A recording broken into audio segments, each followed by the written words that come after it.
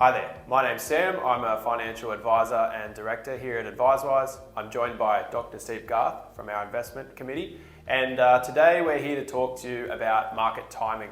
Steve, it seems intuitive, that we should be able to pick when things are going well and when things are going poorly.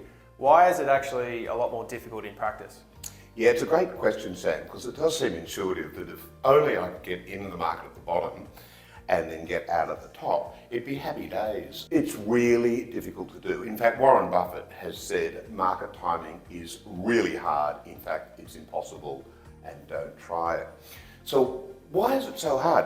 Well, it's just because the market moves so quickly that it's impossible for you to actually know when you're at the bottom or to know when the top is there. Unfortunately, Sam, there's not a little elf that rings the bell and says we've hit the top or we've hit the bottom.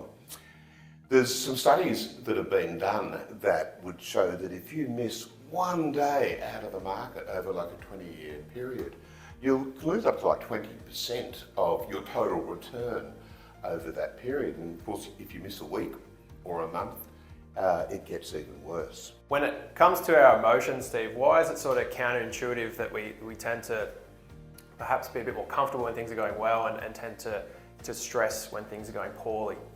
Yeah, well, of course, there is a cycle of emotions, and a lot of this is driven by the media as well. So, the 24-hour news cycle, you just bombard it with information. So it makes sense, of course, that you're going to fear when markets are going down. You don't know how far they're going to go down. And then, of course, when markets start going up, you start to feel a bit better and want to get back in. But it's not only counterintuitive, it's the wrong way to do things because, of course, the ideal investment strategy is to buy low and sell high. And in fact, your emotions are forcing you to do the other. In other words, you're selling on the way down and you're buying on the way up. Just an anecdotal story during the GFC, which, was just probably the worst time in our lifetimes when markets really fell and we didn't know where it was going to end. But, a number of people just said, I can't take any more, I've got to get out. And then in March 2009, the markets recovered, and they recovered to almost 50-60% with only about a week or two. And even so, it took obviously about a year or so for people to say, gee, do you think I should get back in? You've just missed one of the great bull rallies of all time. So again, it comes to that point about that study that it only takes missing one day or 1 week and you miss out on total returns. So Sam, of course, the best strategy for any investor is to stay disciplined, ignore the noise, don't try to time the market. It can't be done.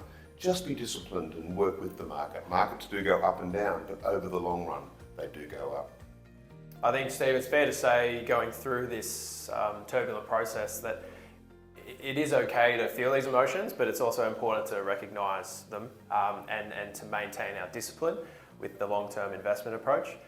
That's it for us today. Thanks for watching, and any questions, feel free to shoot them below. Thanks.